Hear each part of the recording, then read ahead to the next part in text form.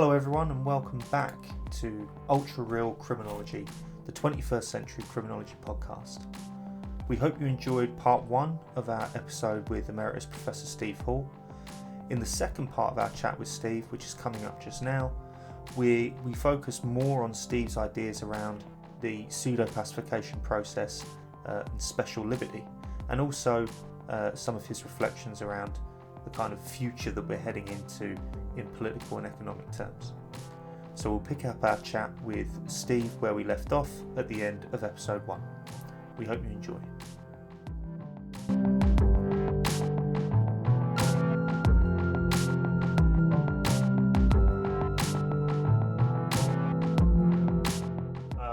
I can kind of pick up on this and kind of take it in a slightly different focus it more towards crime again.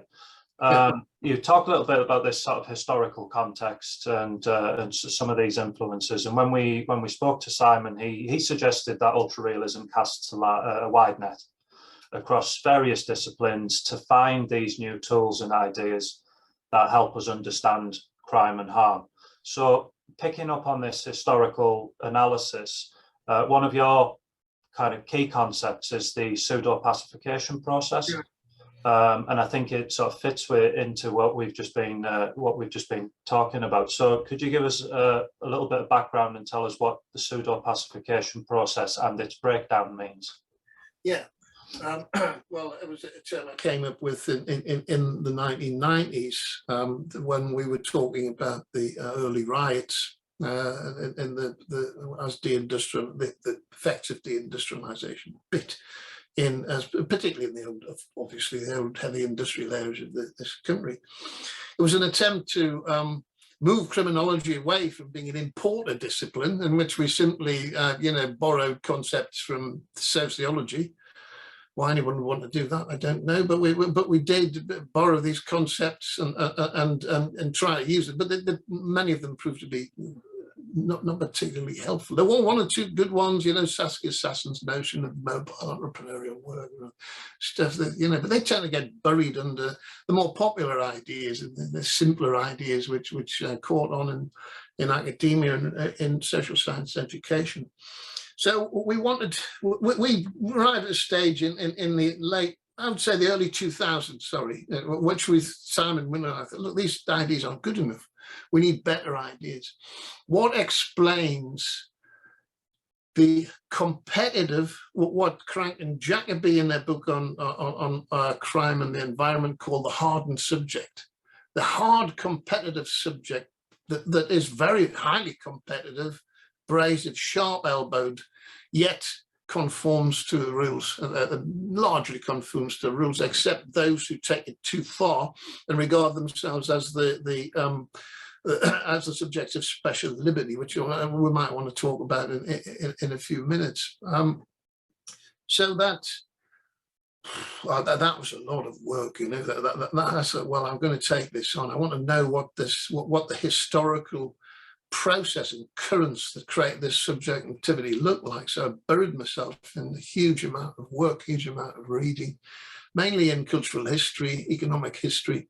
So I became probably a better economic historian than a social scientist over the years, because and certainly a better psychologist and cultural historian. And I came to the conclusion that the English subject was the principal and certainly foremost subject in the history of capitalist development. Capitalism should have caught on in Italy because they invented double entry bookkeeping in Genoa. I think it was in the 14th century, possibly before. They were on this end of the Silk Road. The Mediterranean trade from the Phoenicians had been such a strong trading link. They were very well advanced. The Renaissance Italy had started to, advance scientific, Galileo and all the rest of it, the incredible advances. Why didn't they become the first in this? Well, I think the answer lay in the fact that they were still trying to cope with bandits on the road in the 19th century. They failed to repress violence. Now, there's a principle here. The principle came later, but the principle is that capitalism, as we know, market-based economies can't survive under two conditions. One is violence and one is altruism. The other is altruism. You can't be altruistic, can't give stuff away. You have to charge for it. You have to make people work for it. But you can't be violent because you can't, simple reason, you can't transport goods and then coinage and later notes, even easier to steal. You can't transport this stuff across large areas. In this country, the laws of primogeniture and entail were brought in across the social structure. They tended to be restricted to the aristocracy in Europe. This created an anxious subject for whom community and family were no longer secure. So loyalty to community and family were becoming a thing of the past. It sort of ejected anxious but quite excitable and ambitious individuals into the environment. So England had one of the first and most powerful urbanization processes where people were moving out of the country into towns and burgeoning towns in which manufacturing and trade were becoming more important aspects of the economy. So over time, urbanization became the norm. It became a site of ambition, a site of prosperity, a site of wealth. Consumer culture became very important in the urban environment because people had rejected the symbols of their families and communities. The white roses of Yorkshire and the red rose of Lancashire were replaced by the symbols of consumerism, of specific types of clothes, jewellery, and house of style, and all the rest of it. And all of the time, at the same time, after the Statute of Winchester, England created a very, it's often dismissed as inefficient and ineffective, but compared to Europe, it was quite an effective criminal justice system. Watch and ward, hue and cry, sergeants of arms, there's a militia. In Newcastle, still have a Fenton Barracks where the militia were posted to quell riots and all the rest of it. So we had a very efficient system for clamping down on violence. So we clamped down on violence better and earlier than most of the regions of Europe. Of course, some weren't unified. There's no such thing as Italy or Germany. There were the various principalities and regions of Europe. So by doing that, we allowed the market to flourish faster and quicker. It accelerated. We caught on double entry bookkeeping. We caught on to the economic financial means which failed in the fiduciary system of the 18th century, but since the central banks were set up in the late 18th century to accelerate the economy through credit. We were very hard on debtors. Yeah, because we wanted people to borrow money responsibly and make it. So if anyone got into debt and you know, irresponsibly, they didn't blame the lenders, they blamed the borrowers and threw them in prison. So we're harsh on debtors. We wanted people to invest wisely. This notion of improvement, yeah, it came from the sort of 16th, 17th centuries Protestant notion of improvement, improving land, manufacture. So we became the first industrial. So the point of all of this is that we pacified the population, but not for the right reasons. We didn't pacify them to create a social peace or just to create nicer people. We pacified them so they could compete harder without inflicting violence on each other and causing constant social unrest and resorting to banditry and criminality. So our sort of violence rates from the late 14th century plummeted, and certainly the late 18th century plummeted even more as we clamped down on violence. But as violence was clamped, now this is why we're accused of being hydraulic, which is silly criticism. We changed the context, the conditions in which these things were possible. It was up to agents, it was up to people to adapt to them, and they did quite well. We became a very adaptable, ambitious and entrepreneurial society. And so the idea was, of course, that we're not an idea hatched way back then, you know, with the consequences all worked out. but a trial and error. We saw that this was a good thing. It was producing competitors, but competitors that would play in rules, which is why we invented most sports. And we invented these sports to teach people to compete within rules and norms, but to compete as hard as they possibly could, right up to the limit of these rules and norms, but not to break them. If you break these rules and norms, then there was a legal backdrop, but we expanded this sort of normative to allow people. So pseudo-pacification is a pacification for ulterior motives, and those motives were to increase competitiveness, but to make competitiveness safer and less physically violent. So we invented all sorts of ways of being competitive. And when we had this ludicrous snobbery is a way of being competitive. You know, it's a form of symbolic violence, as the Borgesians keep telling us. Yeah, it's a form of symbolic violence, but it doesn't mean crushing someone's head with a mace or something. You know, it means that we look down upon people and we hurt them with our words and hurt them with our condescension. And so all of these cultural forms came out of the bedrock of the pseudo. This was the fundamental current underneath, and it's why we industrialized. It's why we were the first successful capitalist nation. It's a cultural reason for it. I mean, I'm not dismissing all the other, of course, not dismissing all the other reasons. All those other reasons are still very, very important. You know, the movement from the countryside to the city, and all of this sort of metallurgy that we got involved in. All of this stuff's very, very important. And you know, sometimes even the Marxists get that right. You know, but the underlying it couldn't have happened without an underlying cultural current of pseudo-pacification.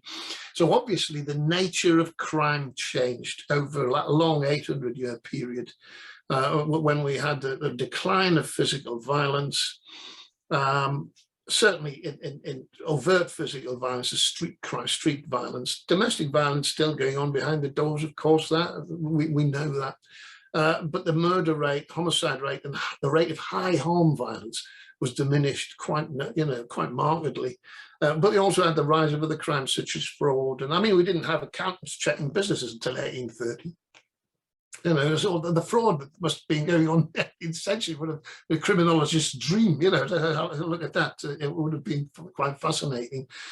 So we had a rise of non-violent crime, especially around you know, finance, economics, and you know, everyday volume crime, an awful lot of smuggling, and I think there was one point in the 17th century when the monastery, there's one point before that, before Henry dissolved the monasteries, where something like 90% of the fresh produce, fish, meat, and vegetables were provided by poachers and smugglers. You know, so it was quite incredible what the pseudo-pacification process produced. An awful lot of subterfuge, an awful lot of stuff going on under the radar that, you know, and again, part of English culture. And again, being part of English culture, the East End of London was notorious for these little scams and ducking and diving and all the rest of it. And here we are products, the subjects of the pseudo-pacification process. So if you've got this twin process of stimulation through competition and pacification through this kind of legal framework, the rules that apply, you have written about the idea of a breakdown of pseudo-pacification process. So that stimulation and pacification still takes place. So do you explain a little bit about when that breakdown has begun to start, what it looks like, and yeah. Well, I think that's best explained by, again, returning to the sort of cultural normative roots. Pseudo-pacification was an intrinsic process to some extent, in which it was always telling us that it's good to be pseudo-pacified. Yeah, it's good for us, it's good. But there's also consequentialist. I think that philosophers often distinguish between these two things, and rather than see them acting together. It was consequentialist in that it promised rewards. Compete within the rules and thou shalt receive thy rewards. That was the principle. So it's consequentialist and it's instrumentally consequentialist. And, you know, Max Weber's term, what was it? I've been retired to, it was rational and Wert rational. Which one is it? I can't remember. But the instrumental sort of rational calculations were very, very much a part of it. That was fine in a growing economy, yeah, which created opportunities, which created an constantly increasing prosperity and wealth, no matter how poor you were. And this became the basis of the American dream, because no such thing as the American dream, it was the European dream, because all the Europeans going over there to do it. Yeah, it was the European dream, we should have called it, which was that if you work hard, you compete hard within the rules, then you'll get your house on the hill, you'll get your Cadillac and your golf club membership and whatever. So you compete and you get the rewards. Fine in a growing economy, huge industrial expansion in the 19th century, a little bit later in the USA and Europe in the 19th century, USA in the late 19th, early 20th century. More opportunities for jobs, business, education, the whole thing expanding. Of course, the same social structural inequalities and biases along lines of race, gender, class. I think class, I agree with John Vestergaard, the old Marxist, the class is the fundamental social division. It's the destination of all the others the lower class is the destination of all the others who are denied opportunities and denied power, influence, etc. But really the opportunities were still there. And an awful lot of poor people don't understand the working class. Sociology doesn't understand, never understood the working class. A lot of the people I talked with were highly conformist, and they just simply encourage their children to get some O-levels, you know, get out of here. Never mind the others. The idea of working class solidarity is probably a bit of a myth. It was something that we had to engineer politically. So it was something that had to work hard. It's not something that existed naturally. There's no natural organic solidarity amongst the working class, because the working class was much products of the pseudo-pacification process than anyone else. Then, what happened? Well, we know what happened. Neoliberalism wasn't the progenitor of all of this. What was happening was that overproduction, recession, overproduction, those opportunities started to dry up. This long recession that began with stagflation in the 1970s. Now, stagflation could have been conquered quite easily by subsidizing energy and price controls, but they didn't want to do that because neoliberalism saw that as an opportunity to move in and take over political office. So those opportunities started to dry up. Industrial jobs, business opportunities changed from manufacturing and supplies into cafes and you know, discos and nightclubs. Now, some people can make a lot of money out of discos and nightclubs, but not everyone.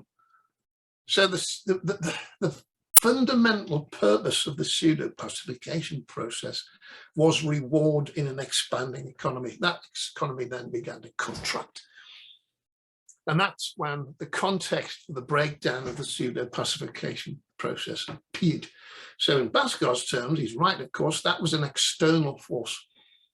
That was a very, very complex set of economic processes. And I'm not denying that these were the decisions of very powerful people to disinvest in the West, create the Rust Belt in America and the deindustrialized zones of Britain and other European nations. So the breakdown of the pseudo-pacification process was inevitable and obvious because its fundamental purpose disappeared. Or its fundamental, well, that's exaggerating. Now, its fundamental purpose had diminished. Now, that may be more accurate there, it diminished. And so it was only the people who learned to compete really well that were being successful in the 80s, wasn't it? You know, they really, really put their heart and soul into competing with each other and diving on board jumping on board this new bandwagon of finance and consumerism and service economy and setting up online distribution sites. You know, Bezos was a great winner in this shift, but not everyone's Bezos, and most people had a, well, Anth knows more about this than I do, in terms of his study of work and enterprise, and so here we are. But we're still in the breakdown of the pseudo-pacification process. It manifests itself in very different ways, because, as we've said before, without an honest and clear symbolic order, people really aren't understanding the reasons behind their economic and social demise. Or so you have everything from crime, riots, drug distribution to the gilets jaunes.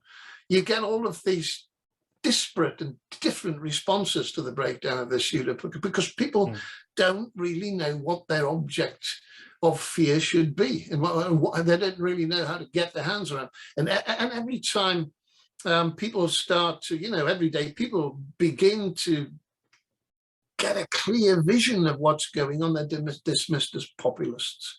And we see that with Emmanuel Macron's response to the Gilets jaunes, where he denounced them as far-right fascist populists, that even the Canadian truckers, anyone who sort of gets an idea of what's really pushing them down to the bottom of society, as soon as you get an idea of that, you're dismissed as a far-right these days. Everyone from French hospital workers to Canadian truckers are now evil far-right fascists and populists and Trumpists and all the rest of it. So we have this middle-class liberal elite who are now dictating what our problems are. And when people ask, well, why am I not prospering? I'm pseudo-pacified, I'm a good person. Yes, I compete hard, but I stay within the rules. Why am I not prospering? Well, it's, maybe you chose the wrong course at university or something like that, it's always deflecting these structural, processual, the causal context. They're not causes. We call them a causal context. It's a causal context. Maybe we should, talk about that at some point. They're not direct causes. We know that. Rather stupid critiques of realism accuse us of I wish this email thing would stop. Accused us of using direct crime causation theories. Well, they're not. It's a context in which tendencies, probabilistic tendencies, appear. So I think that answers the question. I think that the context has now changed, where the breakdown of the pseudo-pacification process is inevitable. So just to kind of clarify there, and to link into another concept and an idea of yours, what you're saying essentially is that since the kind of 14th, 13th century, you had changes around land ownership. You had the shift from land being owned commonly to land being owned in an individualistic sense. This then cast people out into the market economy, where it encouraged subjectivities that were extremely competitive, extremely aggressive, but non-violent, and engaged in aggressive competitive behavior in kind of economic and symbolic realms of consumer culture, business, etc. And then, but within that, that's, when that economy shrinks, when opportunities for that shrink, then it begins to break down, and you're left with these competitive, aggressive subjectivities, but they've got to find kind of some way of making it within this kind of socio-symbolic world. That for me leads into, and I was wondering if you would agree with this, that the breakdown of the pseudo-pacification process and what you talk about as special liberty, do those two things go hand in hand? You talk about special liberty as the individual, and another idea of the criminal undertaker as the individual who transgresses all kind of ethical customs, all norms. They feel like they have the right to do this in order to serve their own kind of expressive or instrumental interests. So would you say that the pseudo-pacification process and special liberty go hand in hand? Absolutely. I think that from the beginning, the rules and norms of the pseudo-pacification process were not accepted by everyone. You can't expect a broad cultural current like that to draw everyone in as a subject, as a rule-bound subject. So some individuals just simply said, no, I'm not going to be the subject of these rules. I'm not going to comply with these norms. I'm going to express my interests in any way that I want. And this was initially, I think, I use the term Aristophilia. It was initially something gleaned from watching the elite. The amount of, the sheer amount of liberty that the elite had at any point is quite astounding. Now, as this idea was, the aristocrat that Nietzsche talked about, Aristos, this idea of being beyond good and evil, of being a bit beyond the sort of normative structure supplied by Christianity. I think that's always been a part. There always been, the problem was that rebellion was initially framed in those sort of terms. To be a good rebel was to be beyond those norms and rules. Protestantism made things worse, of course, by convincing people that God wasn't up there and you know, his ideas delivered through the Catholic Church institution, but God was inside all of us. And that we all have this individual ability to choose the moral way. Well, some people simply rejected that. So it's not something new, but during the breakdown of the pseudo-pacification process, I think special liberty expanded. This idea, of course, it's not simply entitlement, because entitlement is structured and inherited. Special liberty is simply a mentality. It's a thought that crosses the individual's mind that really, I'm not going to get anywhere in this system. This system, could even come from political insight in some people. This system's rigged. It could be this sort of Johnny Rotten, you know, there's this idea that, what was his famous expression so too long ago? No future. You know, there's no future for me. I'm going to do something. I'm going to get wealthy. I'm going to get famous. I'm going to get what I want by ulterior means. And I have the moral backing to do that. It's a good thing to do. And I'm just going to do it. I'm going to do it whatever is necessary. So the undertaker was the idea, it's not someone who buries the dead, but it comes from Werner Sombart's musings on early modernity, this idea that you undertake to do things that no one else has the courage to do. So there's a sort of bravery aspect. There's a sort of James Bond, Monaco sort of, you know, image that goes with this, that you're licensed to kill. You can do stuff other people can't to get what you want. And so special liberty turns you into the individualistic, rugged individual, the sort of dirty Harry of the world, which you do what's necessary, forget the rules, forget the institutions. And of course, particularly in American culture, this has become institutionalized. It's an institution, you know, that the rugged individual breaking the rules is someone to be admired. This is an icon of American culture, you know, tracing back the Wild West. Jesse James just did what he thought was necessary to make himself prosperous and famous and feel good about himself for some reason, and to assuage his anxiety. And it's all about assuaging anxiety and becoming prosperous. So special liberty isn't structured inherited entitlement.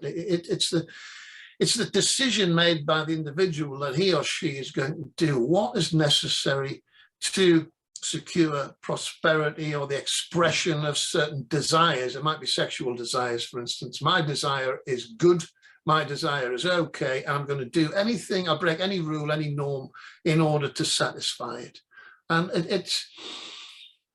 you can see that liberalism, let's not call it liberalism, because liberals will be jumping up there saying, oh, liberalism is many different things. Well, it is. Let's call it libertinism, the libertine strand of liberalism, which has been expressed with so much devotion by artists, filmmakers, and literary figures for so long now, that can reinforce this notion of special liberty. I do what is necessary.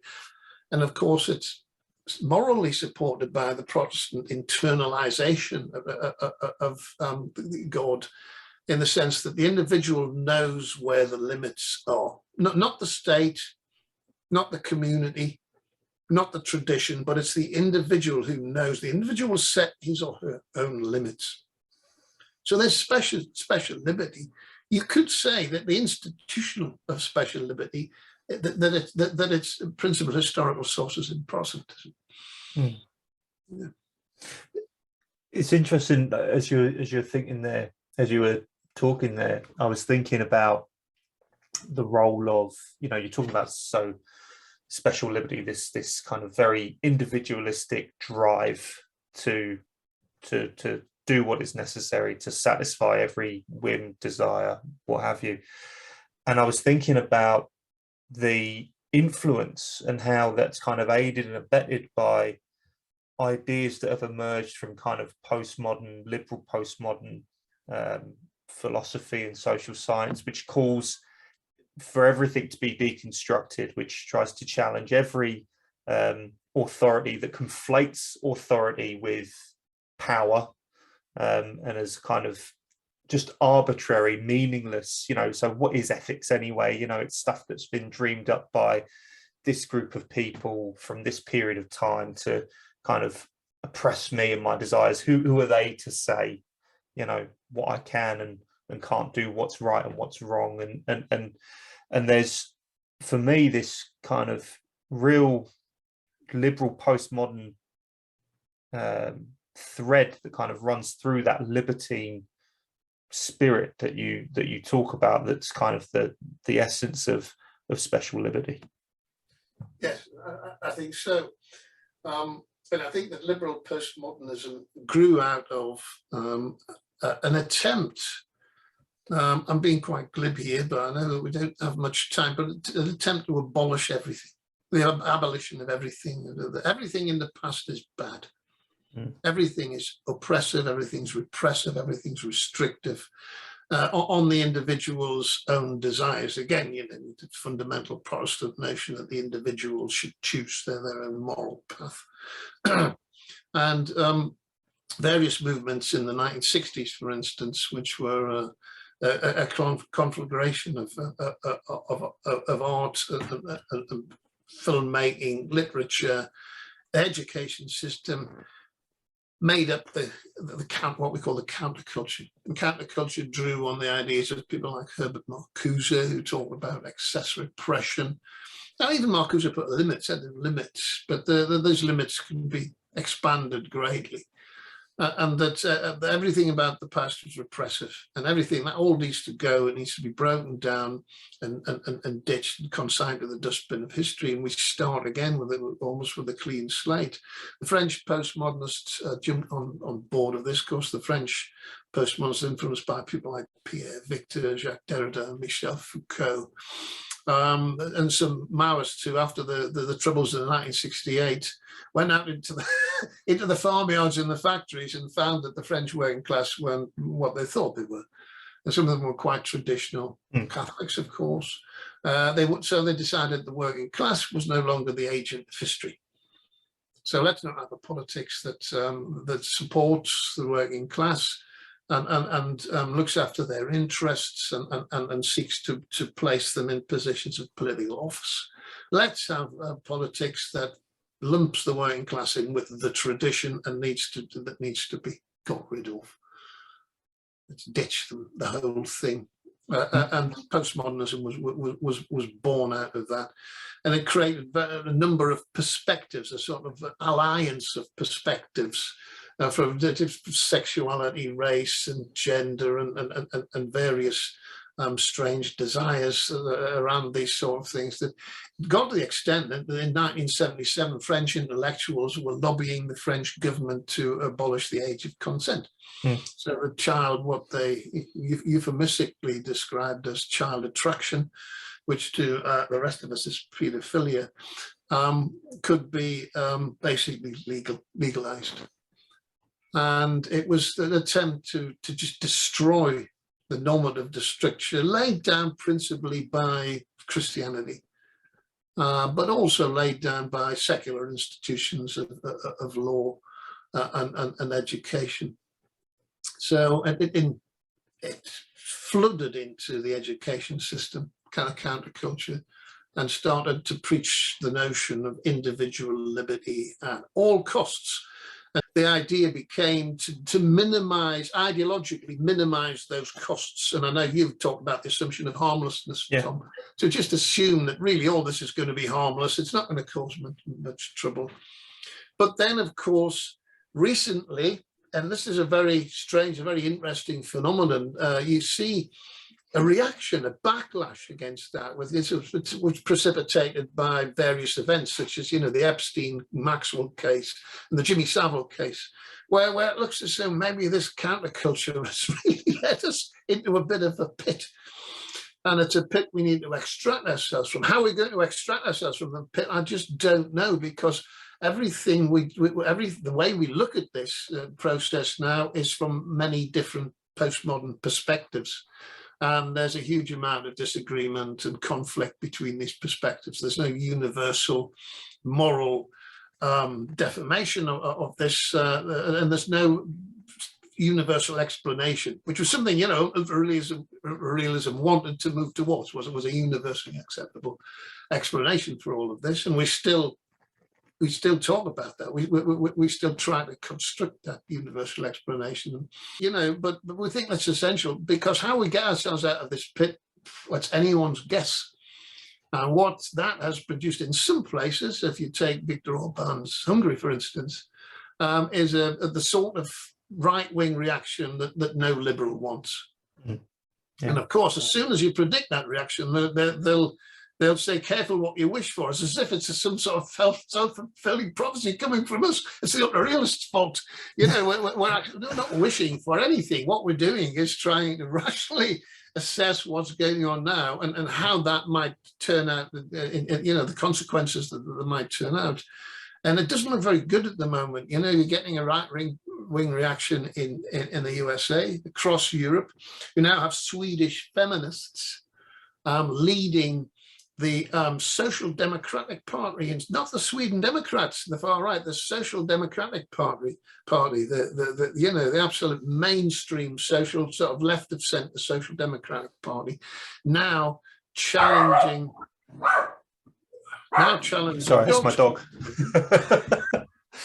Yes, that dog's obviously a subject of special liberty. I mean, who do you think he is? The Social Democratic Party in Sweden now adopting far-right stances on immigration and sexuality and all of these sort of things. So the reaction doesn't look very good, and it looks as though the counterculture, this horrible thing, as that it was, because it was a fake, Thomas Frank, I think, gets right at the number of that. It was all corporately controlled from the early 1960s.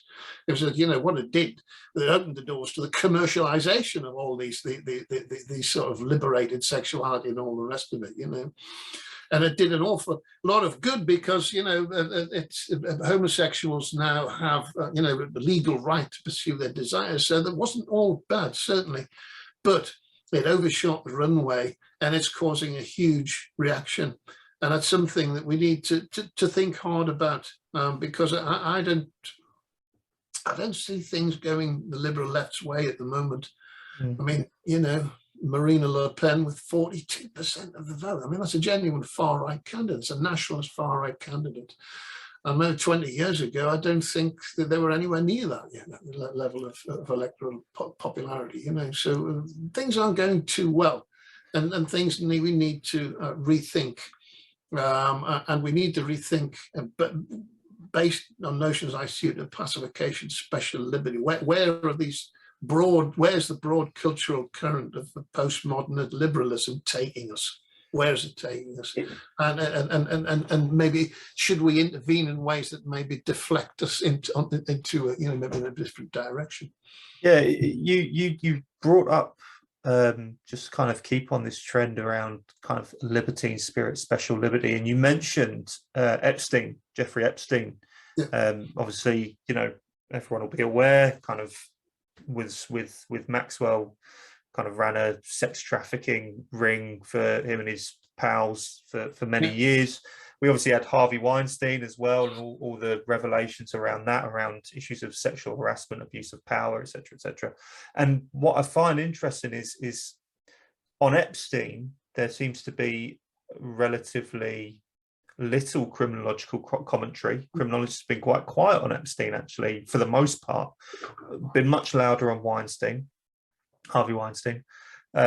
But it's always located within, and I'm not saying for 1 minute that masculinity and power have nothing to do with it, but it's always talked about as this is just toxic masculinity. This is just, it's all rooted almost entirely within gender. Whereas, you know, I look at it and think, well, there's lots of aspects and plenty of men and aspects of traditional masculine culture that would say, well, that's not what, you know, being a man is all about. That's not, you know, I don't endorse that kind of behavior.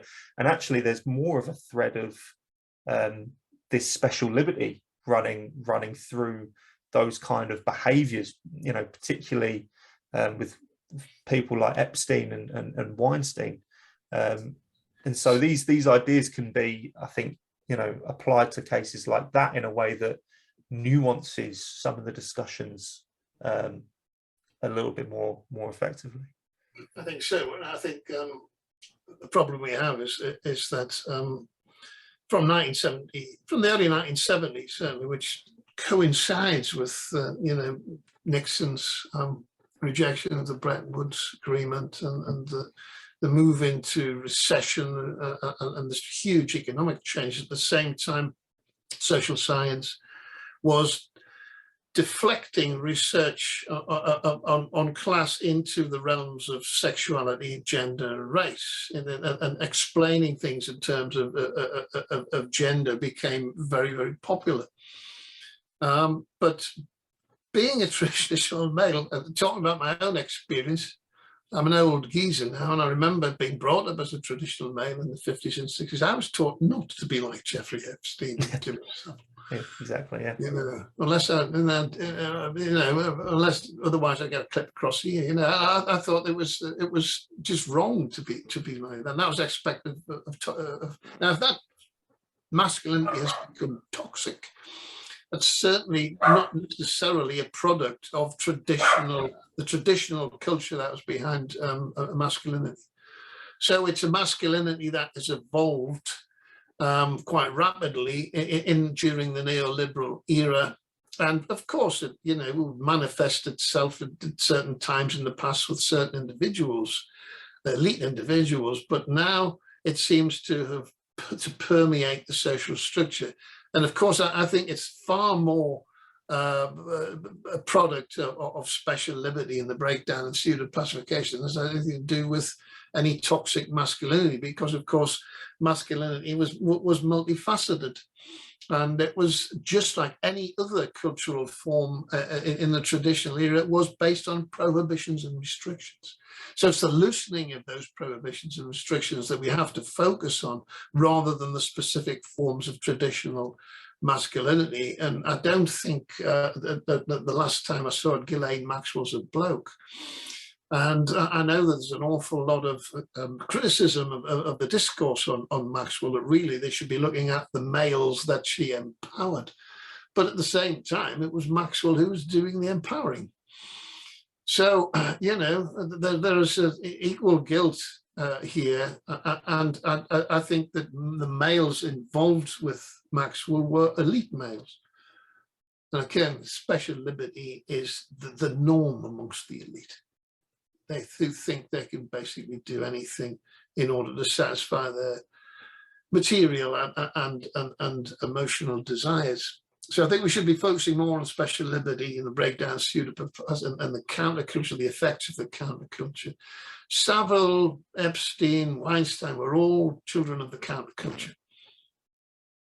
And it was, you know, I'm not saying this stuff didn't go on in the past. We all, you know, people might remember the Profumo affair and elite corruption, but the spread of special liberty throughout the social body now is something I think is quite new. And we have to look at it from that broader perspective. Toxic masculinity, it didn't explain anything. I mean, because masculinity that I remember was actually placed restrictions on that sort of behavior. And of course, the restrictions and the norms aren't always effective. We know that, and we know that people were writing about the subjects of special liberty in for instance, the 60s, in plays and novels such as Saturday Night, Sunday Morning, and this Sporting Life. We remember that, some males were getting too big for themselves and thinking, but again, that was because of the move into elite ranks in sport, in economy, and all the rest of it. And I don't think it explains much. So we have to look beyond that and a deeper and a more sophisticated causal context.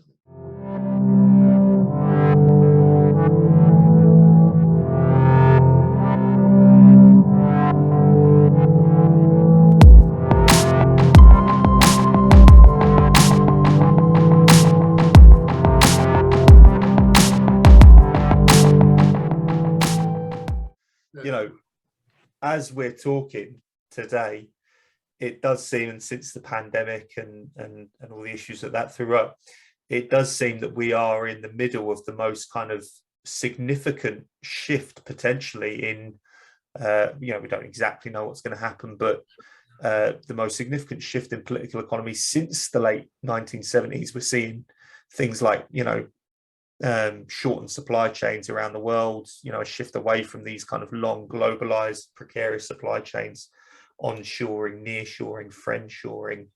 People are talking about things like this.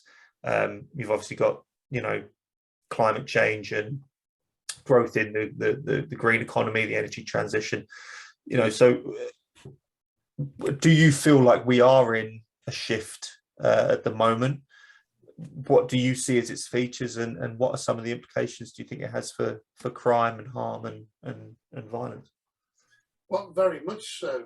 I think that it's as we've seen lately, the crime rates are starting to creep up across the USA, across the UK. I'm not so sure about all of Europe, but certainly in Scandinavia. I've been doing some work with Professor Keith Hayward on this in Scandinavia. We're seeing violence starting to hike up, and there is certainly a reaction, because the political reaction to the pandemic has been so weak.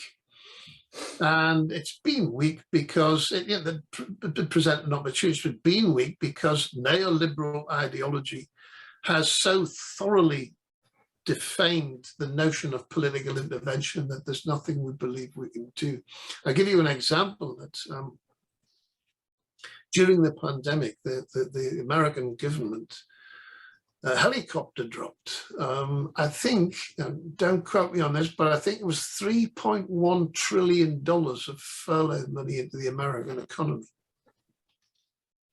Now that's political intervention on a massive economic scale, and it's doing it right from the heart of the financial economy. Yeah, money creation. The creation of money is credit. That's a credit note that can be swapped for goods in the real economy. Yeah? Now, previously, this has been the domain of private bankers ever since Brown made that link firmer by privatizing the central bank, the Bank of England in 97, wasn't it, when he did that? Yeah, straight away, one of the first things he did. Yeah. After this World War II, the idea of political intervention in the economy was normal. Everyone, this is how the world worked, and then we have to intervene because the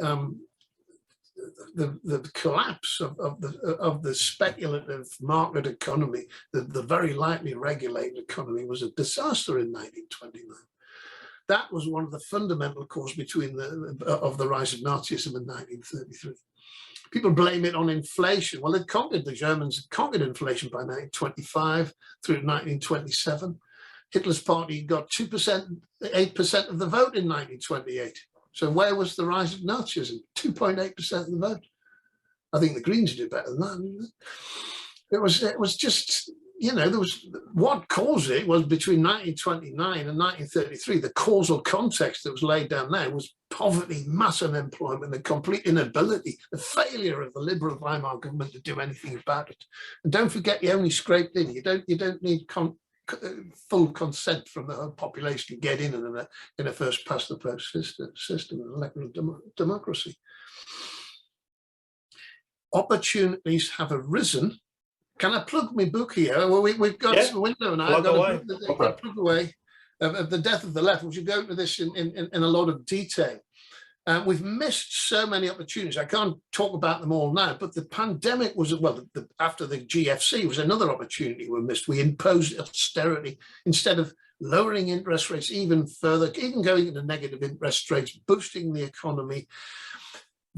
Pandemic showed us a number of things. You can issue credit, government credit, without causing massive inflation. The inflation we're suffering now is because of price gouging. It's because the corporations are putting up their prices. It always was.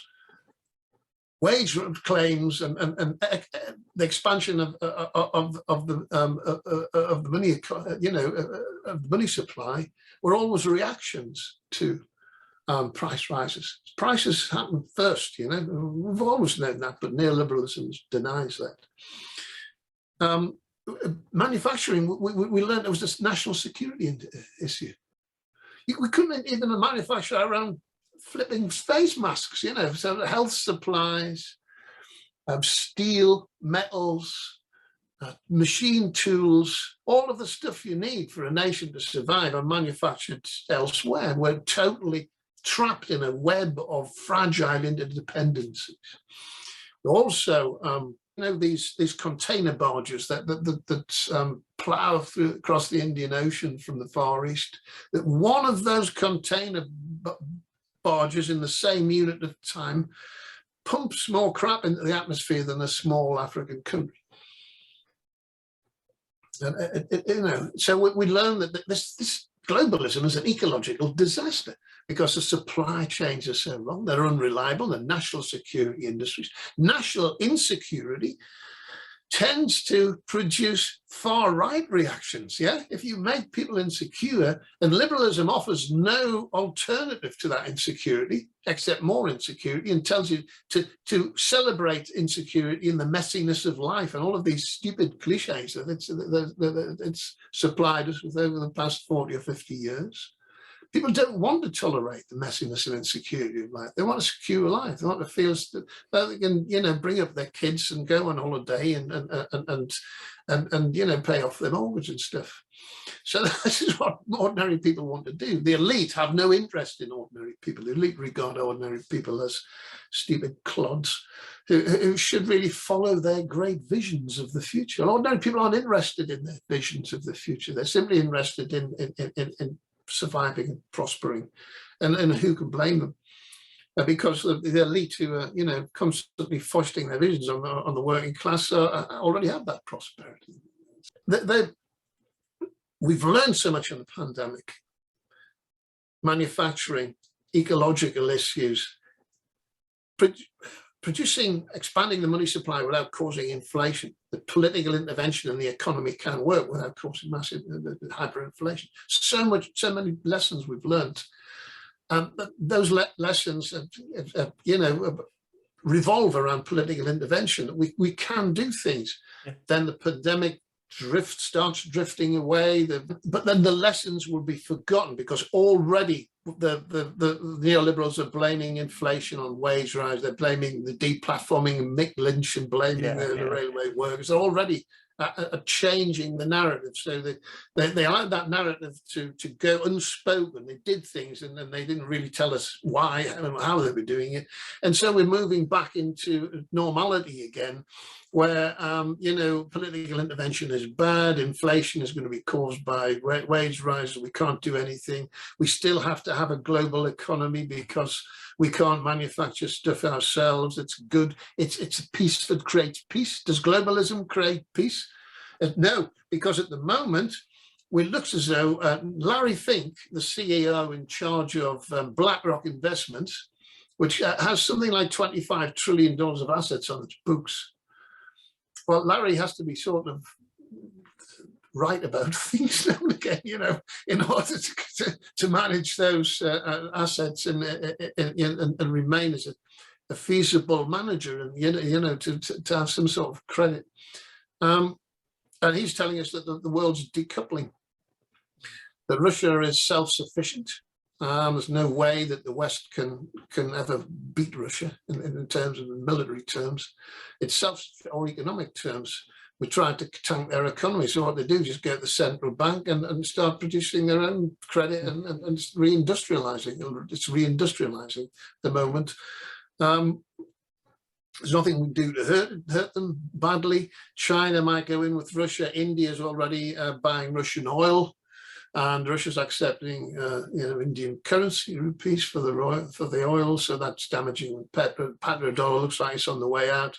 The world will decouple into an Eastern trading bloc, and they're making gestures towards South America now to try to get them to sort of join in. As you know, so it's all the great game is hotting up, the great game of geopolitics.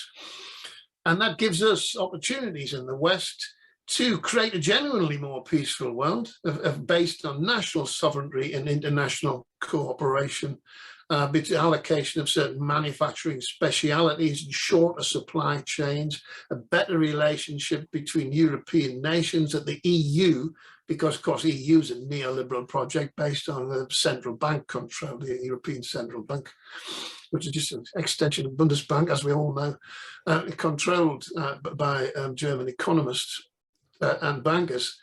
And we need to get out of that and form a proper European Union, a genuine European Union of sovereign nations that are cooperating, manufacturing, shortened supply chains, which will allow new electric-powered forms of transport to be developed. Talking about electric marine engines, electric cars.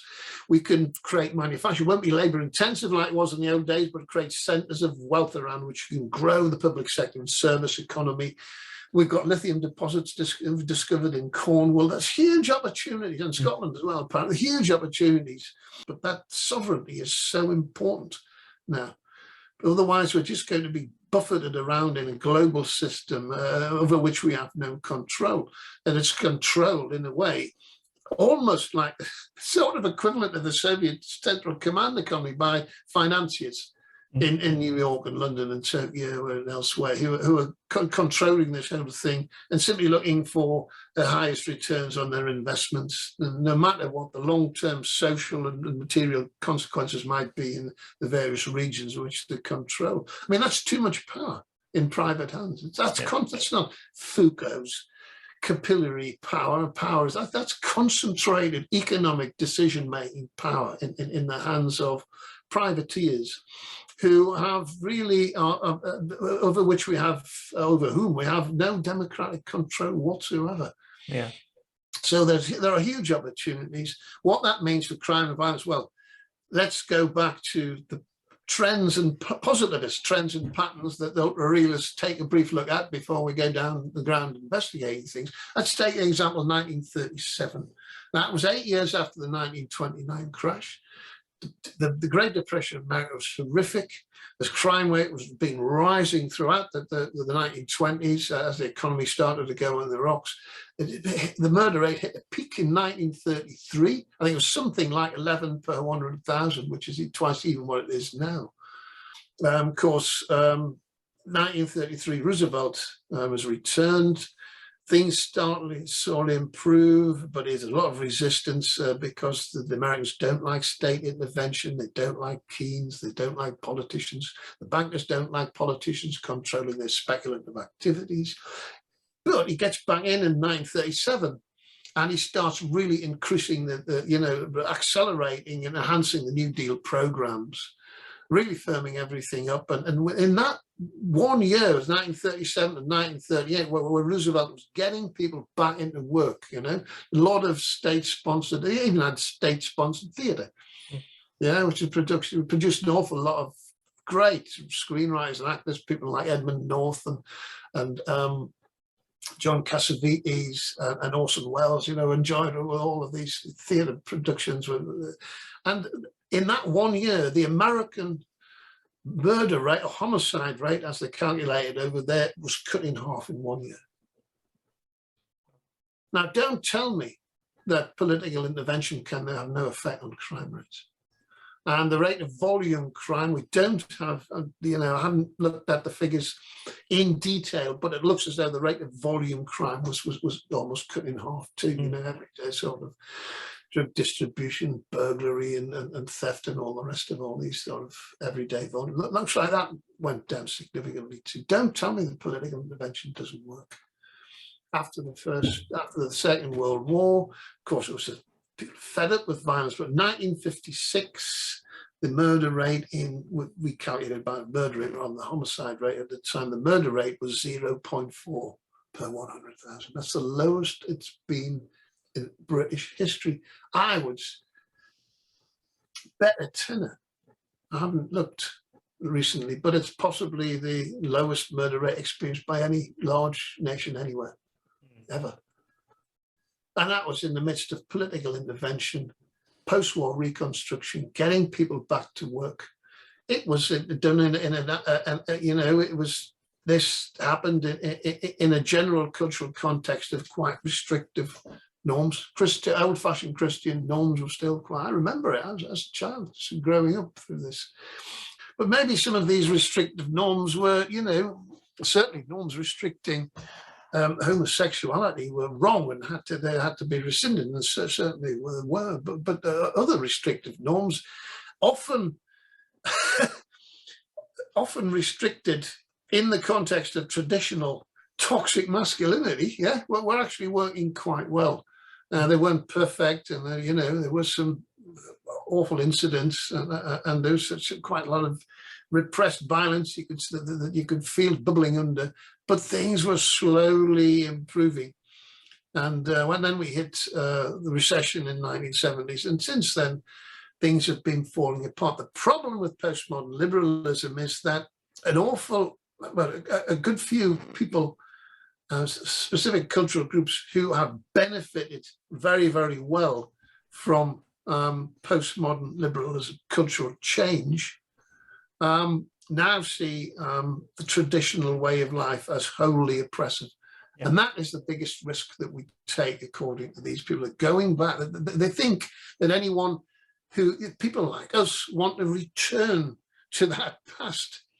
And that's just not true. We don't want to return to that past at all. We want to build new foundations on carefully evaluated cultural norms and laws, and in political intervention and economic expansion that will work for the benefit of the citizens of this country, and encourage other people in other nations to do something similar and create friendly trade relations, what might involve specialist manufacturing differentials, perhaps.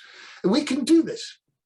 And we never did it. We didn't do it with 100% success, but we were relatively successful. It was a slightly scratched silver age. Robert Ryan's right, and his postmodern liberal critics are completely wrong.